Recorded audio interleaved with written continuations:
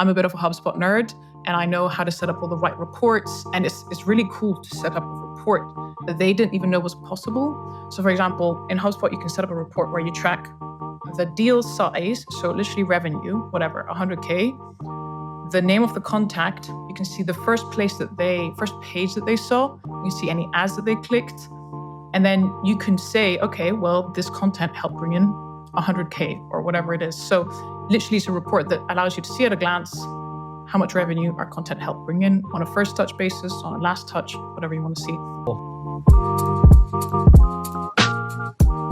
Hey, and thanks for tuning in to another episode of Content Briefly. Really excited to have Araminta Robertson on the show today. She's the founder of a content agency called Mint Studios, which specializes in content for financial services and fintech companies. As you can imagine, we talk a lot about the process of niching down, why she did it, how that's been. We also talked about why and how she's recently rolled out PPC to many of her clients and how actually it's been a fantastic partner to the organic work that they do. We dive into reporting. Interestingly, and as you might imagine, these companies are very numbers focused and they care a lot about ROI. So she explains how she sets up reporting for each of her customers, even how she's able to track the ROI on each individual piece of content. So a lot to talk about there. She also agreed to do an AMA. So we'll be setting that up later for the Slack group, but there's a lot to unpack even beyond this conversation. As always, I really enjoyed this talk and I hope you do too. This episode is brought to you by our friends at Animals, the content agency that delivers growth outcomes for B2B SaaS companies. They've been in the game for a long time and have helped build household names like Amplitude, Airtable, and UiPath. What I've always loved about Animals is their constant push to redefine what original and effective content marketing looks like, both in their client work and on their own blog. A great recent example of this is the Fraud Fighters Manual they created with Unit 21. It's a beautifully designed printed book packed with thought leadership from all the top experts in the fraud prevention industry. But it's not just an amazing piece of content. Animals in Unit 21 designed a sophisticated distribution strategy that turned the manual into a sought-after asset in the fintech industry and helped generate millions in pipeline for Unit 21. I highly recommend reading the full case study that they just published on their blog.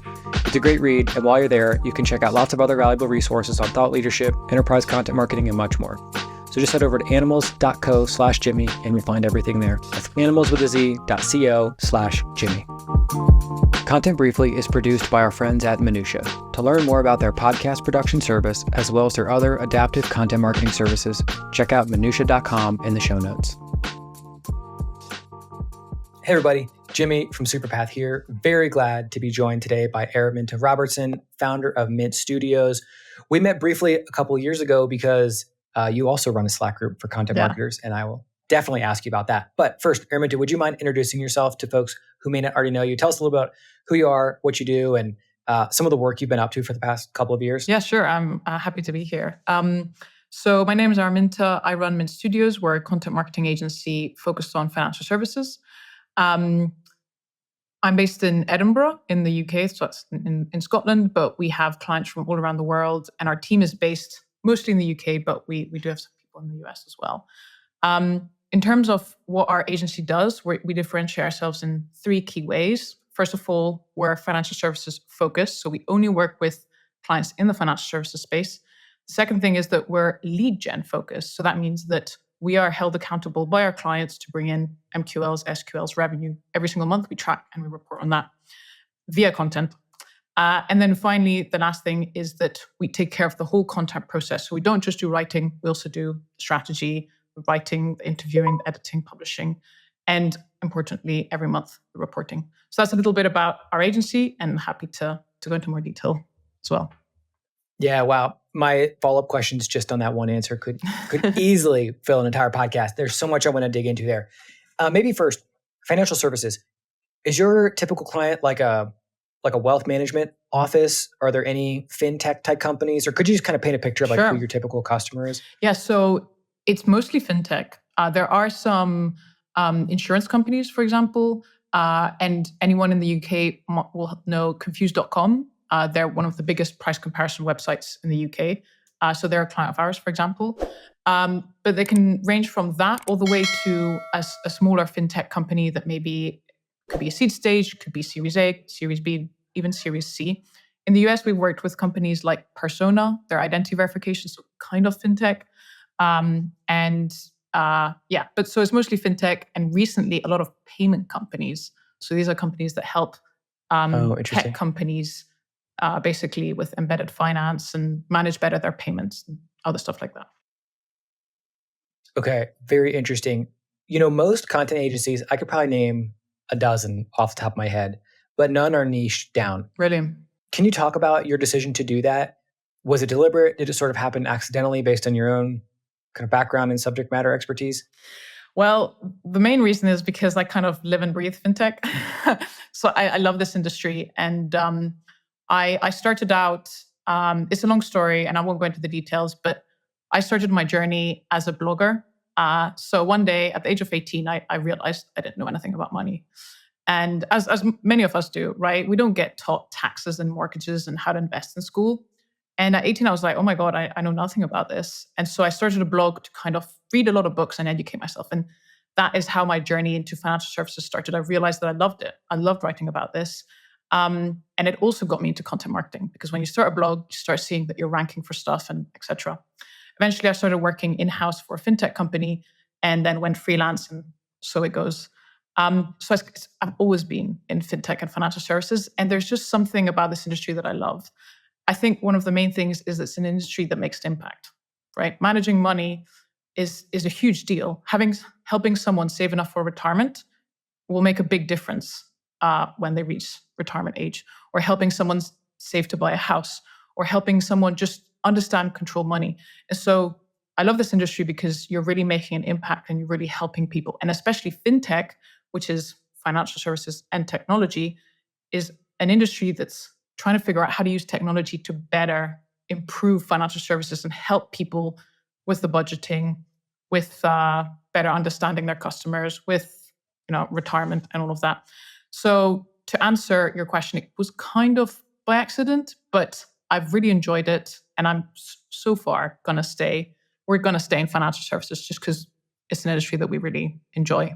And yeah, that's cool. And I actually find it to be very interesting that you're building out your portfolio of services with other things for financial services companies rather than going after people ops or whatever the next vertical might be, right? So you mentioned PPC as you were introducing yourself. Maybe we just dive into that now. That is also, I won't call it unusual. That doesn't sound right, but most content agencies, again, they're heavily focused on organic. It's like all the things you can do without buying ads. You've chosen not to do that, and I'm curious about that. Yeah, I mean, this is something we've recently started doing, and the main reason is because it just makes sense. Like when you're creating content or doing SEO, you're targeting the same person as with PPC, right? Which is someone who's doing research online. It's the same person, right? Maybe the interaction is different. Maybe even in the same place, I guess. Maybe even the same place. And so a lot of our clients were asking us, we need help with this. Can you help us? And so that's kind of how we started. And there's two main reasons that I think PPC complements content marketing really well. First of all, is that it gets results a lot more quickly. As an agency, whether you like it or not, people are going to calculate the ROI on the spend on you, right? So being able to bring in results sooner with Google Ads really helps with that. The second reason is we use Google Ads to test keywords. So say with SEO and content, I mean, if you've got a younger website, it can take a while, right, to rank. It could take weeks. It could even take months. With PPC, you're there immediately on position one. And so it's quite a good way to test whether this keyword is even worth going after with SEO and content in the first place. So it complements really well our content marketing efforts in a way that it helps bring in results and understand better the customer or the target or the lead. And also that it helps us test keywords and therefore tweak our strategy and better target the right keywords. So that's kind of why we've been doing it. That's very interesting. I'm just sort of, as you're saying that, kind of laughing to myself a bit because I can't even tell you the hundreds of conversations I've had with various content people, and actually in my own agency days too, trying to convince people not to do paid and to spend their money on content marketing instead. But it's very interesting to hear you talk a little bit more about the holistic picture for your customers. Like, what do your customers need? It's not that you have content, therefore they need content all the time, right? Like they need leads. How are you going to get them, right? So you have more tools in your toolbox than just content, which I think is very interesting. But I also find it interesting that you're you're using the paid ads to it's almost like an investigative process in a way to better understand, okay, what works before we spend a bunch of money tackling these keywords or doing this type of content. Why don't we run a test and find out if it's worth doing? I mean, can you talk a little bit about that? Like, do you find yourself like either validating or kind of blowing up your own ideas based on things that you and the team see in the paid results? Yeah, I think, and it's worth here kind of explaining a little bit, because the key thing here is picking the right keyword, right? For both SEO content and PPC, the most important is the right keyword. If you go after the wrong keyword, then you're wasting a lot of time. And so the other thing that we realize is that we have a very thorough process for finding keywords.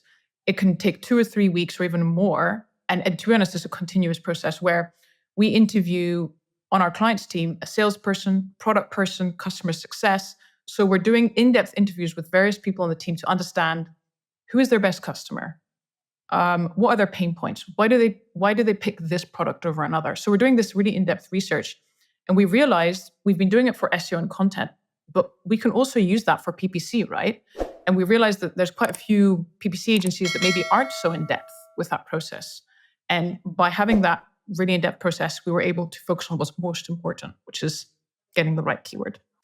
Yeah, so we've done all this research and we kind of have hypotheses, basically, right?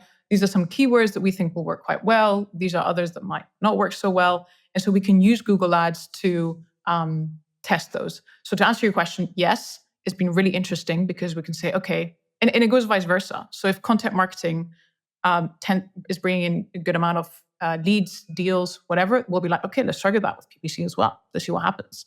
And then vice versa. Interesting. Also, if we see that for example, one really interesting one, we were targeting a specific key phrase and it was getting a lot of clicks and conversions, but the conversions were really low quality. They were all like Gmail addresses.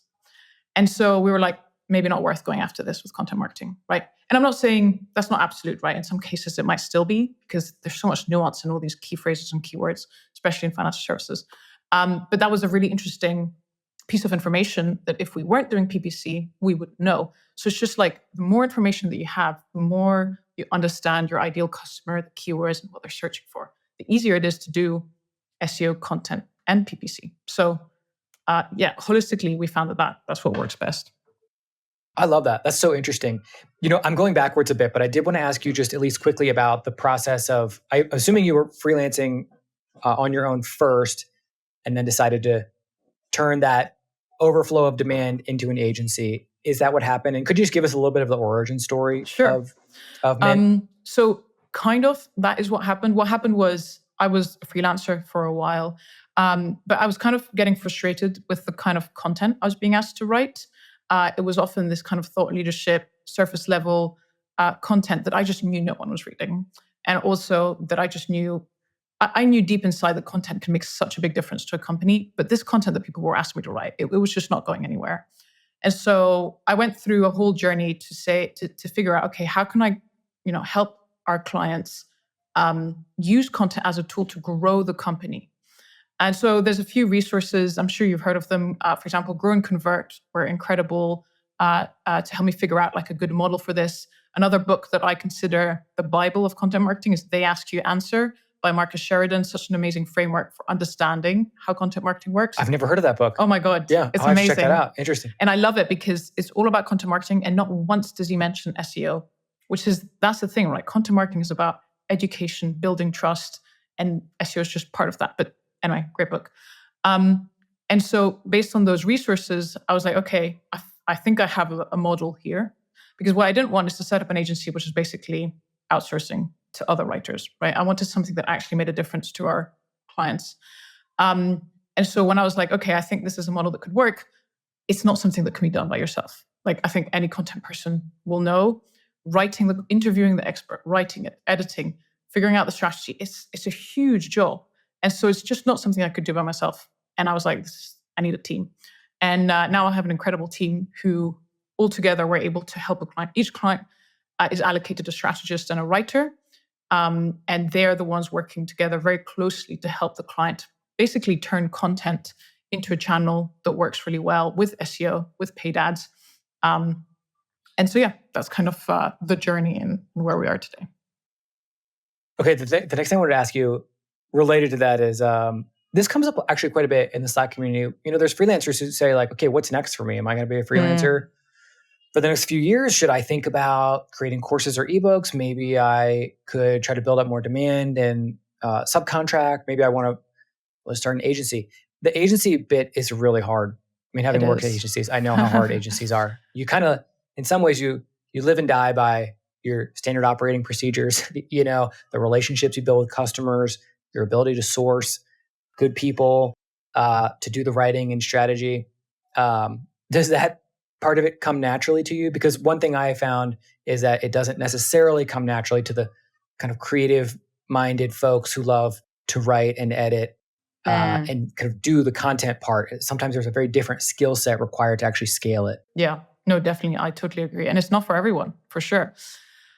It's difficult because it will depend on each person and there's no like right answer. What I will say though is I would not go back to freelance writing. I really enjoy having a team. I mean, it's just it's hard work what we're doing, especially when you're in an industry that is very numbers focused and maybe like content is such a big part of SaaS and marketing, but financial services is not as intuitive. And so it can be, you have to know how to educate the client and prospects as well. And being able to see other people get excited about content, like people on my team, I mean, and learn about how to write in the right way, I think the most exciting part is they get so excited when they're like, I can say confidently that I've helped a company acquire customers with content. It's just such a big deal. That's really cool. Yeah. And they love that. And I love that as well. And so, yeah, basically to answer your question, I don't know what the next step is. It really depends on what you like doing. But if you like working with others and if you like, I don't know, building those procedures or those SOPs, as you've said, then it could be an interesting path. But it is definitely not for everyone. There's ups and downs, a lot of them. And it's all about whether you I think loving the work is really important because I'm still very involved in the day-to-day and I do really enjoy doing it. I still love writing and I still do some of the writing. So yeah, I don't know. It's a difficult question to answer because it really depends on the person. But it's good to try. You can always try and just be like, it's not for me and then scale back. So that is also a good way to do it. True. I mean, once you have a single subcontractor, you're essentially an agency. Yeah, it gives you a taste of what that is like, even if it's at a smaller scale. I'm jumping around a bit, which I apologize for, but I'm curious. You mentioned that your customers are very numbers focused. Does that also apply to the way that they scrutinize their spend with Mint Studios? Yes. Do they think about reporting and ROI kind of more intensely than other SaaS companies? I would say so. Oh, definitely. I mean, that's what's interesting about fintech or financial services is that the founder is typically a technical person. So either that means on the financial side, so they're an accountant, or maybe on the technical side, so they're a developer. And these people are naturally more numbers focused. And so I'm not going to say every single client, but I have seen, and I have never really worked a lot in SaaS, so it's hard for me to compare. But from what I see, it's definitely like a numbers thing often, it can be a good and a bad thing. Good in the sense that it forces you to be accountable for what matters often. Bad in the sense that, of course, not everything with content can be measured and brand does play a very big part in that. It also depends on the client that you're talking to. If they're very early stage, they're going to care more about that ROI probably than if they're later stage and have a bigger content team. But I would definitely say that they are much more numbers focused than maybe another industry like SaaS. As you're explaining that, it's making more and more sense why PPC is actually a perfect fit for what you do for your clients. What about the reporting? I mean, I'm assuming you do some kind of monthly or quarterly reporting for your clients to whatever degree you're open to sharing. Could you tell us what that looks like? Yeah, sure. So, well, first of all, it all starts with what is their objective? Is it 5 SQLs, for example, in a very specific vertical? Or maybe it's just 1 SQL, but we want a really big one, like a big bank or something. Or maybe it's just like 30. Like it will vary. Usually it's like sub 100 because we're working typically with lead gen companies. So in PPC, you differentiate between lead gen, e-commerce, and SaaS. And we're in the lead gen world because obviously a customer for a payment company, there's a huge range. It can go from 1K a month to like hundreds of thousands per month, right? So there's a lot of variety, and usually a form submission is what you're tracking. And so typically what we report on is the contact, like number of contacts, number of MQLs, number of SQLs. So did this person actually express an interest in buying? And then we'll also track revenue. So that would call that business opportunity. So we won't track all the way till closed deal, not always, because the sales cycles can be really long, like often a year. And so, yeah, that's typically what we track on a monthly basis. And we try and keep the conversation very open. So every month we're saying, okay, here's what's working, here's what's not working. And then is this industry standard? Are we on the right path versus the industry and also versus our objective? So that's kind of a bit of a summary. So then you're looking probably at a form fill. Are you looking at organic and paid traffic to that? And then also, do you and your team get to see the form fills? Meaning like, if you get an email and it's like someone from Morgan Stanley, you're like, oh, heck yeah, this is awesome. Versus if it's a Gmail address, you say like, yeah, this is probably not that interesting. Yeah. We're in the Hubspot of every single strategy client, because I just don't see how you can create compelling, relevant content without having an understanding of who you're targeting. And a big part of that is seeing, I love reading the inquiries because I think it's fascinating, right? What are the words that they're saying? What are their pain? What are they worried about? And you can see quite a lot of that, not just in the inquiry, but also in the journey that they went, right? In HubSpot, you can see the entire journey. Like what pages did they read? What maybe like product pages did they read? And I think ideally every content marketer should be seeing all that, because it gives you a better sense of how our target market is navigating the website. And what's even more interesting is you can compare high quality to low quality. So a Gmail account, this is how this low quality, I guess, lead has interacted with the website. But this is what, I don't know, a huge bank, this is how they interacted with the website and the content that they were particularly interested in. And that's fascinating, because then we can use that to direct the content strategy, and they can use it to direct their marketing strategy. It seems that big banks are really interested in X, Y, Z topic. Maybe we should create a webinar. Maybe we should do more content on this topic. So I would say it's absolutely necessary to be in the HubSpot and reading all of that and seeing the journey of the leads that you're bringing in, for sure. That's fascinating. Are you all setting up those HubSpot instances, or do basically all of your customers already use HubSpot? So nearly all of them use HubSpot. If they don't use HubSpot, actually I'm trying to think. All of them currently use HubSpot. Some prospects do use like Marketo, but you can kind of do the same thing with Marketo.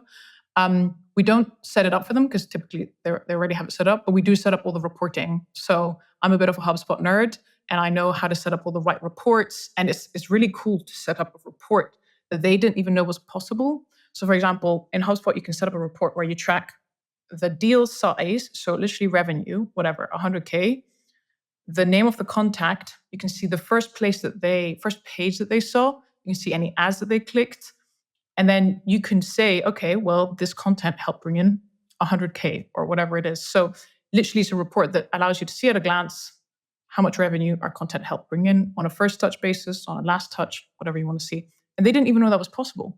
And that's really exciting to be able to, especially a contact person, to be able to show that to a content person, and they can finally say, oh yeah, my content is helping bring in X amount in deals. That is really cool. Yeah, HubSpot is amazing like that. I'm embarrassed. I've never used HubSpot, never even logged in. Oh, really? I've just never had a need. I mean, I guess the type of work I don't know. It just hasn't. It seems strange that I've worked in content for so long and I've never used HubSpot. Well, you should set it up for free for Superpath even. And you'll see it's amazing. I just love nerding out. You can spend hours in there if you're not careful, like just seeing how people are interacting with your content. And I just feel like it brings me closer to the customers, to the target market, because I can understand better what they care about and what they don't care about. That's really cool. That's really interesting. I can also imagine, I'm just imagining like the kind of technical founder thinking, okay, we need to bring in an agency partner to help us with content. And then you come in and say, okay, well, we need your HubSpot because like we actually know, we know how to prove ROI on our content. And I'm going to show you exactly how, which is probably not the conversation that they're having with other agencies. That's my guess, is that reporting tends to be a weak spot in most agencies. I'm generalizing. I know that's not true everywhere. But it is sometimes difficult to get access to what you need access to, right? Or That's you true. need someone on the team who's really good Just at technical. building those reports. Yeah. So it doesn't just happen. You have to really, really make it happen. And that really puts you in a position to be a partner, not just a supplier of content. Yeah, no, exactly. And it's a big deal. Like if we're going to help bring in business results, then we need to have visibility over that. And it benefits the client a lot because we can share our screen and show them. Like, for example, I'm doing workshops these days with clients where it's a 1-hour workshop and I just explain to them, like, this is the kind of reports that you really want to set up with HubSpot.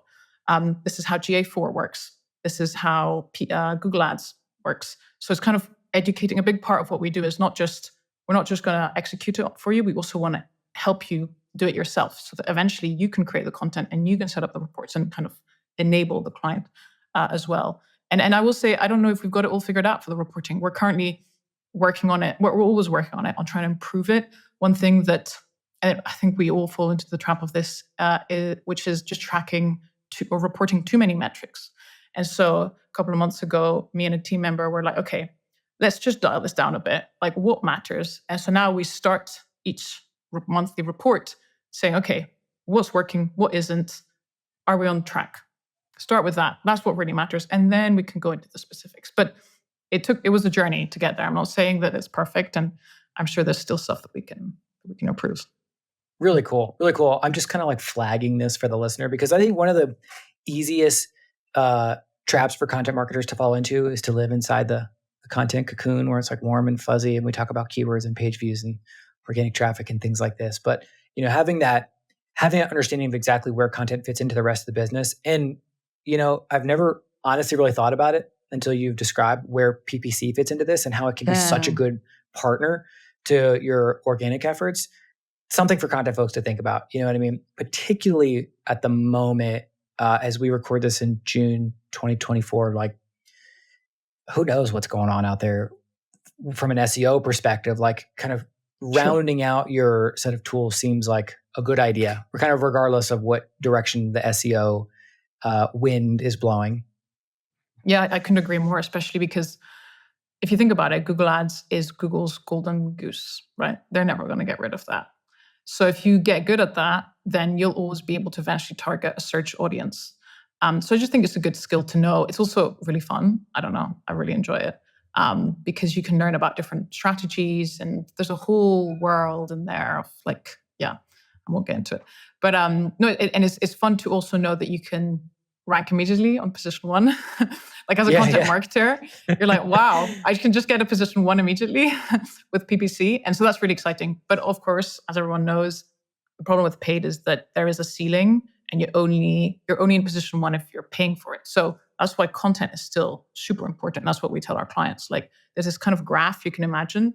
Paid first helps bring in the results, but then it kind of goes down and then content starts to pick up as we get those rankings up. So they work really well together for sure. Love it.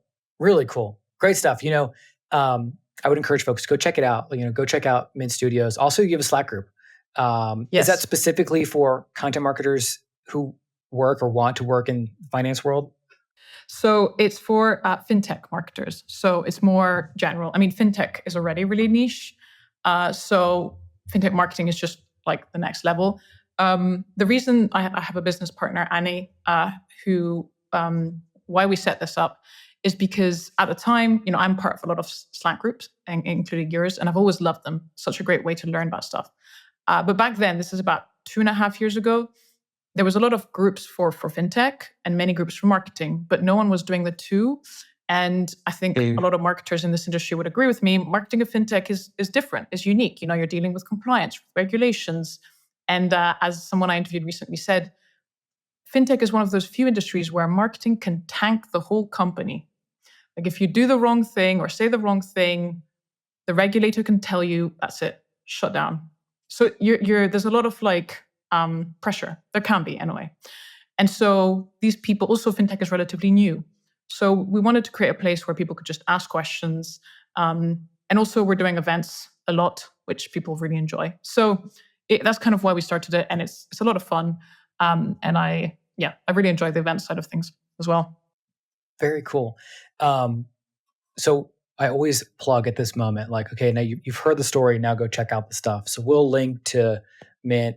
If it's okay with you, we'll link to the Slack group if people want to check it out. Yeah. We'll link to your LinkedIn or Twitter, or is there anywhere else we should point people to follow on with you personally? Yeah, LinkedIn is probably best. Just look up Araminta Robertson, and that's where I'll be. Cool. Also, I'm going to take this opportunity to thank you for your flexibility. I think we were supposed to record this podcast when my son was born originally. Oh, wow. Okay. Tricky time. He's 5 months old now. So oh my God. we've been trying to get this on the books for a long time. So thank you very much for your patience. I really appreciate it. I'm glad we made it. Yeah. Araminta, thank you so much. Great to chat. Would love to do a follow-up sometime. Really, really cool to hear what you've built.